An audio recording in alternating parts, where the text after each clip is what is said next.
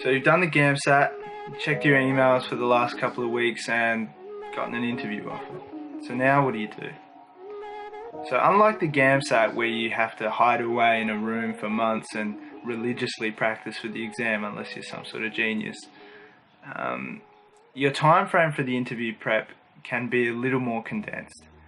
And I'm going to share with you a few of the strategies and tips that I used during my interview and things that people told me that really made a big difference during the day that I actually had to interview.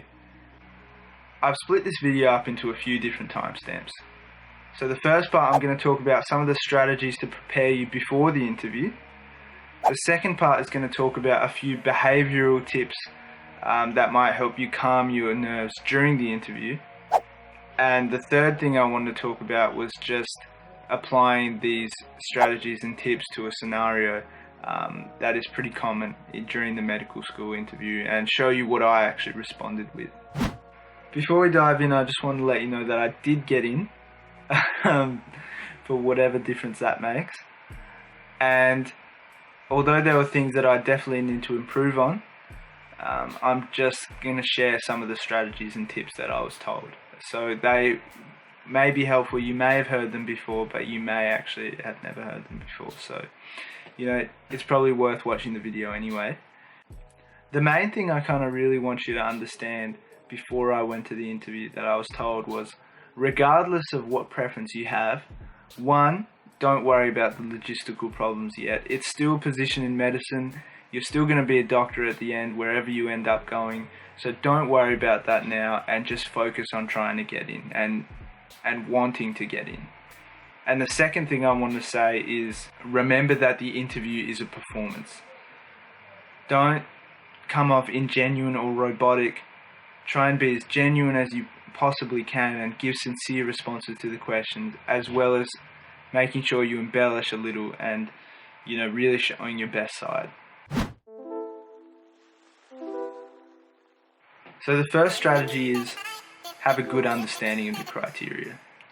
Every university you apply for will have a series of assessment criteria that they will mark you against in every question, so that they can keep things standardized because of the volume of applicants. A stereotypical list of criteria, which is actually the same as the Flinders one, is quality of motivation, learning style and team skills, communication skills, pro-social attitude, personal management and self-evaluation skills, and approach to decision making. Nearly every question they ask you will be measured against these criteria.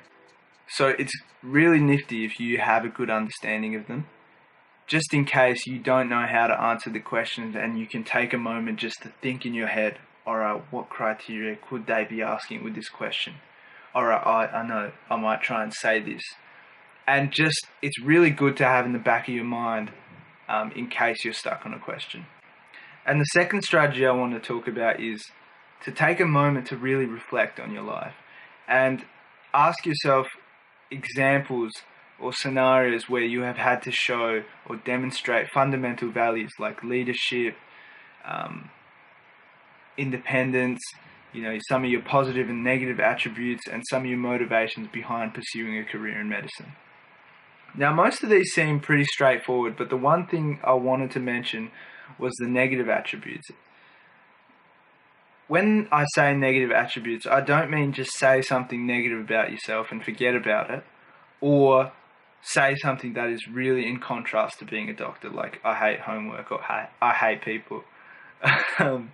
Really try and think about a moment where you didn't demonstrate something very well, or you didn't understand something, or you did something wrong, or something that you would like to change about yourself.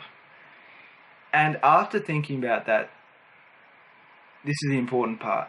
You have to try and find a strategy or a way that you use to overcome that problem, and really think about, alright, what is this thing that I have that I'm not great at, and what can I do to make myself better at that thing?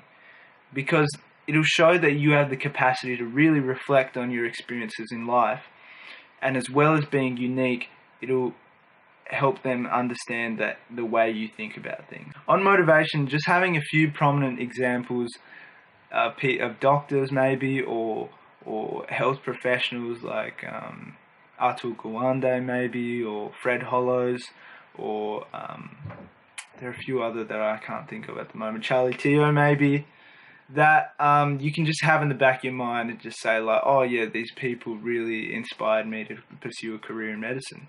As well as having a few people over the course of your life that really shaped who you are as a person. You know, you can talk about anyone from your mum or someone else that's not medical related that has really helped you on your journey so far. And this is on top of, you know, some of the other classical motivational answers, like the idea of continual learning, you know, being responsible and having greater independence, particularly if you want to work in a rural setting, and just other general things you've probably seen around the place. Now, these questions, they're often behavioral, and they often start off with like, have you ever, or describe a time when. And one way to kind of systematically answer these questions is using the STAR method. So the STAR method outlines 4 things. So S stands for situation. So that is the scene that they're giving you, or the example that you want to use. Task is describe what your role was in that scenario. So what did you actually have to do in that situation, or what was the thing that, how was that relate to you? And action is what you actually did to address the problem. And lastly is results. So share what actually occurred in the end and what you learned from that experience. So I've talked a little bit about things that you do before the interview to prepare you for it. Now I'm going to talk about some other little tips that you can do to really help you answer the questions more accurately, as well as present yourself better. Now on this, one of the greatest pieces of advice that literally saved my life for like 3 questions was to stop. Regardless of if you already have the answer ready, or regardless of if you have no idea what they're asking you, take 10 seconds, maybe even 20 seconds to not even respond. Just, you know, look like you're really concentrating or thinking about the question, even if you have nothing in your head yet, and just try to really ask yourself what they're asking. And this helped me a lot of times because this achieves 3 main things. You don't say something without thinking and risk not properly addressing the question. You have a chance to kind of calm down and not freak out about the scenario. And the interviewers will hopefully believe that by pausing, you are genuinely listening to them and considering the question instead of just reciting some rehearsed answers, giving your response a more genuine tone. And the last couple of things I want to say about behaviors during the interview was to keep a positive skew. So make sure you don't try and get too far into the negative, especially when you're given a scenario where you have to choose between 2 things and someone has a bad outcome. Try to find a compromise in which both people can have a good or reasonable chance of minimizing bad outcomes. And if there's no choice, you know, if somebody has to have a bad outcome, think about how you can minimize the most harm and do the most good overall in that scenario, because there are 2 fundamental ethical principles in medicine, and they're looking for that you can show and demonstrate that you can be optimistic and do the least harm. And medicine is a difficult degree. They want people who are optimistic, and they want people who are going to be able to face those tough challenges and come out ahead. And lastly, just think about this as an opportunity to cement your place in medicine. You've come this far, just practice the questions, and you'll do amazing. And hopefully some of these tips will help you out. So let's do a quick practice question to put these strategies and tips in action. Describe a challenge you have had to overcome. Oh my god, these are my dad's glasses. I can't see anything. Alright, maybe no glasses.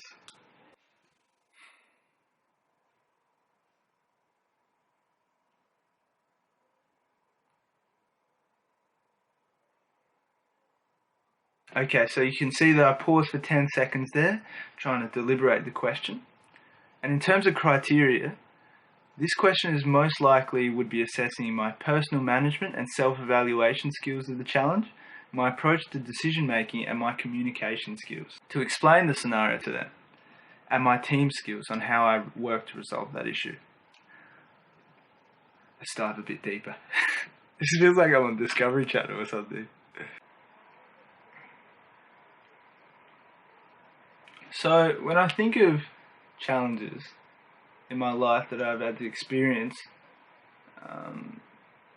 probably the most difficult one I've ever had to go through myself was when I was about 15. So when I was 15, I didn't really know what I wanted to do when I grew up, and I didn't really have any kind of responsibilities at home. I kind of was in year 10 and I just was very much just going through the motions, and I didn't really have any motivation to do anything. And when I was 15, my brother passed away. So he died in a car accident.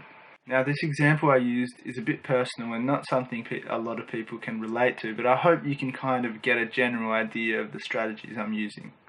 And because he was someone I really looked up to and admired, as well as being someone who was a really important person in our family, like he managed a lot of what my parents did and really helped them out, and was really, on top of organising everything for the family. And after he died, there was kind of this void in our family dynamic, and that was a time when I had to step up and show a lot of leadership and try to work myself into that role, even though I wasn't really ready to do any of that. And I did that by trying to help my family, step into a more mature role, make decisions on their behalf and what they wanted to do, particularly around things like funeral arrangements. Because my parents come from a different country and their English and their way of communicating was a bit difficult, and that's why I needed to step in and really help them out. And supporting my parents, and this was really important during that time. And